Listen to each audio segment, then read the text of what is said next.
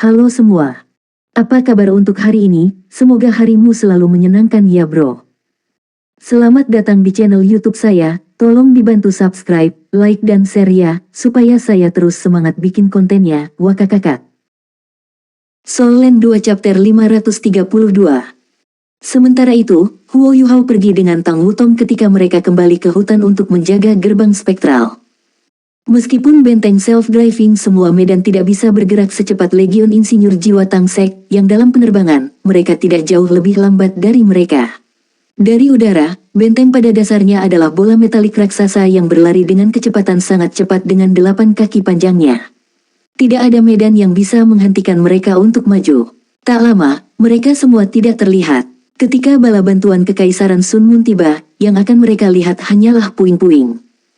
Setelah memasuki hutan, benteng menghilang ke pintu hitam. Dengan pengalaman yang mereka dapatkan dari pintu masuk sebelumnya, mereka jauh lebih cepat kali ini. Ketika 9 pintu tertutup, semuanya menjadi tenang seperti sebelumnya. Seolah-olah Legion tidak muncul sama sekali. Huo Yuhao telah pergi ke Demiplan Spektral bersama dengan mereka semua. Meskipun dia sebelumnya terlatih dalam taktik militer dalam Ultimate Soldier Plan, apa yang telah dia pelajari adalah taktik berbasis individu. Ketika datang untuk mengendalikan sejumlah besar pasukan, dia tahu dia tidak bisa dibandingkan dengan Zhu Zi. Namun, kesenjangan antara dia dan dia tidak dapat diatasi. Dia percaya bahwa dia mampu melakukannya dengan bantuan kemampuannya yang kuat dan Demiplan spektralnya. Ini terlihat dari kemudahan yang mereka dapat untuk memenangkan pertempuran sebelumnya dan mundur setelah mendapatkan kemenangan. Namun, ia masih percaya pada perlunya merefleksikan dan meninjau kembali apa yang telah mereka lakukan dengan baik dan apa yang dapat mereka tingkatkan. Ini diperlukan bagi mereka untuk tampil lebih baik selama pertempuran berikutnya. Ketika semua orang berkumpul di puncak bukit di dalam Demiplan Spektral, semua orang bisa melihat kegembiraan yang tertulis di wajah masing-masing. Ini bukan hanya pasukan pertama kalinya Huo Yuhao memimpin, tetapi juga pertama kalinya Tang Sekte bertarung dalam pertempuran. Ketiga Legion Insinyur Jiwa telah berpartisipasi dan memamerkan kemampuan mereka yang berbeda di medan perang. Faktanya, mereka tidak dapat menunjukkan kemampuan mereka karena lemahnya lawan mereka. Namun demikian, kehancuran yang mereka sebabkan dan sumber daya yang mereka rampas telah memberikan semangat tim yang besar. Ketika mereka meninggalkan Sekte Tang untuk misi ini, Huo Yuhao telah memerintahkan mereka untuk hanya membawa jatah 10 hari. Sebagian besar ruang penyimpanan mereka telah digunakan untuk membawa sumber daya yang akan berguna untuk pertempuran yang sebenarnya. Tujuannya sederhana, dia ingin menggunakan jarahan dari pertempuran mereka sebelumnya sebagai sumber daya mereka untuk pertempuran berikutnya. Mereka telah berhasil menjarah sejumlah besar jatah dari Kekaisaran Sun Moon dalam pertempuran sebelumnya. Jatah ini cukup untuk bertahan lama. Selain itu, mereka juga dapat memperoleh beberapa jenis alat jiwa. Mereka yang tidak dapat mereka bawa pada waktunya hancur total. Kekaisaran Sun Moon pasti menderita kerugian besar. Yuhao, itu benar-benar pertempuran yang luar biasa. Jika kita terus begini, kita akan kaya. Apa target kita selanjutnya? Apakah kita akan fokus pada area berikutnya di mana alat jiwa ditempatkan? Jika kita dapat menghancurkan semua area yang didirikan oleh Kekaisaran Sun Moon di luar pegunungan Mingdo, saya yakin kita bisa untuk menakuti ketakutan jauh ke dalam jantung Kekaisaran Sun Moon. Pada saat yang sama, Kekaisaran Luo Star akan dapat membantu kita mendapatkan perhatian mereka dari ujung yang lain. Heika itu tidak diragukan lagi salah satu individu yang paling bersemangat di antara yang lain. Dia jelas telah melupakan ketidakbahagiaannya dengan penggunaan yang murah hati dari meriam-meriam jiwa yang diam. Karena dia adalah orang utama yang bertanggung jawab atas logistik dan persediaan, dia sekarang merasa seperti orang kaya. Huo Yuhao menggelengkan kepalanya dan berkata, "Tidak, kami belum datang ke sini untuk menyerang instalasi seperti itu. Meskipun kita memiliki kekuatan untuk menghancurkan semua alat jiwa yang terpasang ini, itu tidak diragukan lagi akan mengekspos keberadaan kita. Selain itu, saya yakin Kekaisaran Bulan Matahari memiliki kemampuan untuk melawan skenario ini. Jika kita terlalu asyik dalam pertempuran ini, kita pasti akan kalah pada suatu saat. Karena seberapa kecil unit kami tidak mampu kehilangan siapapun. Karena itu, kita tidak boleh memberi mereka kesempatan untuk menangkap kita. Kita harus segera mundur segera setelah menyerang mereka. Dan kita harus melakukannya dengan cara yang bersih dan cepat." Petik 2. Heika itu terkejut dengan jawaban Huo Yuhao. "Jadi kita menyerah di medan perang ini. Kami tidak melanjutkan." Petik 2. Huo Yuhao mengangguk dan berkata, kita perlu mengadopsi perspektif makro. Tujuan kami adalah untuk memengaruhi seluruh perang, bukan sembarang lahan kecil. Keuntungan terbesar kami adalah kecepatan kami. Dengan mengangkut semua orang dalam demiplan spektral, saya dapat membawa semua orang ke sudut manapun dari Kekaisaran Sun Moon dalam waktu 2 hari. Karenanya, strategi terbaik kami adalah menyerang mereka di berbagai bagian kekaisaran mereka. Itu akan menjadi pertempuran yang kalah bagi kita jika kita bertarung langsung dengan mereka. Petik 2. Bei Bei mengangguk setuju. Adik junior kita benar. Kita tidak bisa terlalu puas dengan kemenangan kecil kita. Kita perlu merentangkan medan perang di seluruh kekaisaran Sun Moon agar mereka merasakan rasa sakit yang akan kita berikan kepada mereka. Kita harus membuat mereka panik dengan menyerang bagian mereka yang paling rentan. Ini akan memungkinkan kita untuk menciptakan jumlah peluang terbesar dan, pada saat yang sama, memberi mereka jumlah ketakutan terbesar. Selama kita dapat memengaruhi fondasi kekaisaran mereka dan mengancam kekuasaan mereka, kita akan mencapai tujuan kita. Petik 2. Su Sanshi berkata, Yu Hao, kamu adalah panglima kami. Semua orang di sini adalah anggota keluarga kami. Anda tidak perlu bersikap terlalu sopan. Beritahu kami kemana Anda ingin kami pergi, dan kami akan mengikuti pesanan Anda tanpa ada keluhan. Mari beri pelajaran pada Kekaisaran Sun Moon, dan tunjukkan pada mereka apa yang terjadi ketika mereka mengacaukan kita. Petik 2. Huo Yuhao menunjukkan senyum tipis. Kita semua harus beristirahat dulu dan memulihkan apa yang telah kita keluarkan sebelumnya. Saya juga akan beristirahat sebentar sebelum berangkat ke lokasi kami berikutnya. Kali ini, saya ingin bermain catur melawan Kekaisaran Sun Moon. Aku ingin mereka menerima berita bahwa seluruh kekaisaran mereka sedang diserang di banyak tempat pada saat yang sama. Petik 2. Meskipun Huo Yuhao telah menghabiskan sedikit energinya, itu tidak terlalu signifikan. Dia pergi berkultivasi dengan Tang Wutong, sedangkan yang lain pergi untuk pertemuan dengan atasan dalam legiun mereka untuk melakukan review setelah aksi. Di Kekaisaran Jiwa Surgawi, Juzi mengambang di udara tanpa suara saat dikelilingi oleh lautan api merah. Legion Insinyur Jiwa Phoenix ditempatkan di sekitarnya saat mereka berusaha melindungi dari bahaya. Saat dia melihat ke kejauhan, sepertinya pikirannya telah melayang. Sudah lama sejak seluruh pasukan telah pindah. Namun, Juzi masih merasa sangat gelisah. Alasan kegelisahannya sederhana, itu karena orang itu. Jika anaknya masih tidak berdasar, dia mungkin tidak akan mengalami konflik seperti saat ini. Dia hanya akan merasa marah, dan akan menyalurkan kebencian dalam dirinya menjadi haus darah saat pasukannya menyerbu ke depan ke medan perang. Tetapi sekarang setelah anaknya dikembalikan kepadanya, kebencian di hatinya menjadi jauh lebih redup. Kembalinya anaknya telah menghasilkan perubahan yang tidak dapat dijelaskan dalam sikapnya. Bahkan, perasaan yang baru ditemukan ini perlahan mengambil alih kebencian yang mendalam di hatinya. Dan perasaan ini ditujukan kepada anaknya, jelas bukan terhadap suaminya. Selain anak itu, perasaannya yang lain diarahkan pada orang itu. Hari itu, setelah Huo Yuhao pergi, Juzi menangis lama sekali. Baru setelah dia tenang dia memikirkan hal ini, dia tidak mengecewakan saya. Dalam hatinya, citra Huo Yuhao menjadi lebih baik, sedangkan citra Su Tianran memburuk. Meskipun demikian, Juzi terus memimpin pasukan untuk penaklukan mereka. Dia meninggalkan anaknya di istana karena dia tidak diizinkan membawa pangeran mahkota dari sebuah negara keluar dari Radiant City. Yang benar adalah bahwa ketika dia meminta kebebasan itu dari Su Tianran, dia masih berharap bahwa dia mungkin diberi izin untuk membawanya keluar.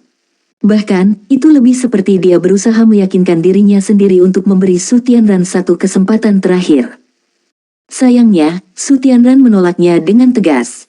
Dan ini membuat Juzi yakin tentang keputusan yang akan diambilnya. Dalam benaknya, rencana sempurna secara bertahap mulai terbentuk. Yu Hao, di mana kamu sekarang? Apakah Anda akan berada di kamp musuh? Aku benar-benar tidak ingin melihatmu di medan perang. Tapi aku sangat merindukanmu. Ekspresi pahit terbentuk di wajahnya yang halus. Dia menderita konflik dalam hatinya. Tetapi pada saat yang sama, dia senang dengan kemungkinan yang ada di depan. Dia mulai menertawakan dirinya sendiri. Saat itu, saya bahkan mengatakan kepadanya bahwa masalah terbesarnya adalah kelemahan emosionalnya. Tetapi mengapa saya merasakan kelemahan yang tidak dapat dijelaskan di hati saya setiap kali saya memikirkannya? Yu Hao, oh, Yu Hao. Aku benar-benar menyesali keputusanku di masa lalu. Jika aku memilihmu saat itu, dan mengikutimu untuk meninggalkan Radiant City, semuanya mungkin akan berubah berbeda. Paling tidak, aku akan memiliki kesempatan untuk memperjuangkan tempat di sisimu. Namun, dia mengerti bahwa tidak ada gunanya menangisi susu yang tumpah. Tidak mungkin dia bisa membatalkan apa yang telah dia lakukan setelah memilih untuk mengambil jalan ini. Yang bisa ia lakukan hanyalah mencoba dan membuat segalanya lebih mudah baginya. Huo Yuhao, Anda dapat yakin bahwa saya tidak akan pernah menyakiti Anda terlepas dari keadaan. Karena kamu adalah... Saat dia memikirkan hal ini, hati Juzi melunak sekali lagi. Saat ini, dia tidak menyerupai Ratu Dewa Perang. Dia lebih seperti gadis muda yang memikirkan pacarnya. Keluarkan pesanan saya. Setiap orang beristirahat selama 3 hari ke depan. Siapkan alat jiwa defensif dan waspada tinggi. Gandakan jangkauan alat jiwa pengintai udara dan dorong mereka ke depan sejauh 1000 meter. Saya ingin lebih banyak visual tentang situasi jiwa surgawi dan kerajaan Dowling. Petik 2. Roger. Setelah putra mahkota kembali, Su Tianran telah memberikan setidaknya setengah dari pasukan kepada Juzi. Dalam kampanye saat ini, hanya ada beberapa insinyur jiwa kelas 9 yang dapat mempengaruhi taktiknya. Posisi komandan 3 pasukan perlahan menjadi miliknya. Perang harus berlanjut. Dalam hati Juzi, dia tahu tidak mungkin baginya untuk melepaskan kebencian yang dimilikinya. Selain itu, dia tidak lagi hanya berperang sebagai bentuk balas dendam. Dia juga membangun fondasi untuk tahta putranya. Ketika sampai pada hal ini, Su Tianran telah membuat beberapa prediksi yang bagus. Dia tahu bahwa dia mandul, dan hanya memiliki putra mahkota sebagai putranya. Terlepas dari seberapa besar masa depan Kekaisaran Sun Mun itu akhirnya akan diserahkan kepada Su Yunhan. Itulah sebabnya Su Tianran begitu berani untuk menempatkan begitu banyak kekuatan ke tangan Juzi. Tentu saja, dia juga yakin akan kemampuannya mengendalikan wanita itu. Huo Yuhao dan Tang Wutong terbang melintasi langit dengan tangan saling bertautan. Setelah bangun dari kultivasinya dan kembali ke hutan kecil itu, ia menyadari betapa sebagian besar langit di atasnya sudah ditutupi oleh alat jiwa pengintai udara. Setelah daerah di mana alat jiwa ditempatkan telah dihancurkan, itu telah mengingatkan semua pasukan Kekaisaran Sun Mun yang ditempatkan di dekat pegunungan Mingdo. Mereka saat ini melakukan yang terbaik untuk menemukan di mana musuh mereka. Ini menunjukkan bahwa kekhawatiran Huo Yuhao sebelumnya adalah sah. Itu jelas bukan keputusan yang bijak untuk bertarung langsung dengan sejumlah besar pasukan Kekaisaran Sun Mun yang ditempatkan di daerah ini. Setelah mengaktifkan imitasi, Huo Yuhao menyembunyikan dirinya dan Tang Wutong saat mereka melarikan diri dengan kecepatan suara dengan alat jiwa terbang kelas 9 dengan kecepatan penuh. Alat jiwa pengawasan udara tidak berguna melawan Huo Yuhao. Kekaisaran Sun Mun telah menghabiskan beberapa hari mencoba menemukan unit misterius yang telah menyerang mereka, tetapi tidak berhasil. Satu-satunya berita yang mereka terima adalah bagaimana banyak pasukan penggerak diri serba medan menyerang mereka. Selama pertempuran, Huo Yuhao dan rakyatnya tidak membunuh semua orang. Lagi pula, ada hampir 5.000 tentara normal di sana. Mereka hanya berencana untuk mengganggu operasi mereka dan melarikan diri, mereka tidak ingin melakukan pembunuhan yang tidak perlu. Tanpa petunjuk lain, pertempuran di mana Kekaisaran Sun Mun menderita kerugian besar hanya bisa disimpulkan sebagai misteri yang tak terpecahkan. Berita itu disampaikan ke Radiant City sesegera mungkin. Oak City adalah kota berukuran sedang di bagian utara Kekaisaran Sun Mun. Itu sangat dekat dengan perbatasan utara. Namun, itu berbeda dari batas-batas benua Douluo asli. Kekaisaran Sun Mun dikelilingi oleh lautan di perbatasan utara. Itu berbatasan dengan Laut Es, lautan luas yang berada di sebelah barat wilayah inti ekstrim North. Meskipun disebut Laut Es, laut itu sebenarnya tidak membeku sepenuhnya. Nama ini hanya diberikan kepadanya karena suhunya yang sangat rendah. Karena suhu yang begitu rendah, selalu ada balok es yang mengambang di permukaan air. Kadang-kadang, orang bahkan mungkin melihat seluruh gunung es mengambang di lautan. Cuaca di Laut Es benar-benar tak tertahankan. Oak City mungkin hanya kota menengah, tetapi sudah sangat besar mengingat betapa sedikit kota yang ada di bagian utara Kekaisaran Bulan Matahari. Itu adalah pusat perdagangan di wilayah utara. Banyak spesialisasi utara diperdagangkan di Oak City sebelum diangkut ke bagian selatan Kekaisaran Sun Mun untuk dijual. Beberapa spesialisasi utara ini termasuk ikan di Laut Es. Ikan ini sangat populer di kalangan masyarakatnya. Wilayah utara memiliki kepadatan populasi jauh lebih rendah daripada bagian selatan Kekaisaran Sun Mun. Karena tempat ini juga sangat dekat dengan barat, itu jauh dari Wasteland of Extreme North dan sering dianggap sebagai tempat teraman di Kekaisaran Sun Moon. Karenanya, tidak banyak pasukan yang ditempatkan di sini. Hanya 1.000 tentara atau lebih yang bertanggung jawab atas keamanan kota Oak, serta beberapa kota kecil di sekitarnya. Ada 2 sosok yang diam-diam berdiri di puncak bukit sekitar 50 km jauhnya dari Oak City. Mereka melihat ke kota, yang warnanya abu-abu seragam. Oak City sangat dekat dengan Laut Es, hanya sekitar 25 km jauhnya. Oleh karena itu, adalah mungkin untuk melihat Laut Es dengan menemukan tempat yang menguntungkan di ketinggian yang lebih tinggi. Pemandangan yang bagus, ini benar-benar berbeda dari apa yang kami gunakan di tempat kami tinggal. Seru Huo Yuhao. Tang Wutong melingkarkan lengannya di lengan Huo Yuhao sebelum berseru, "Ya.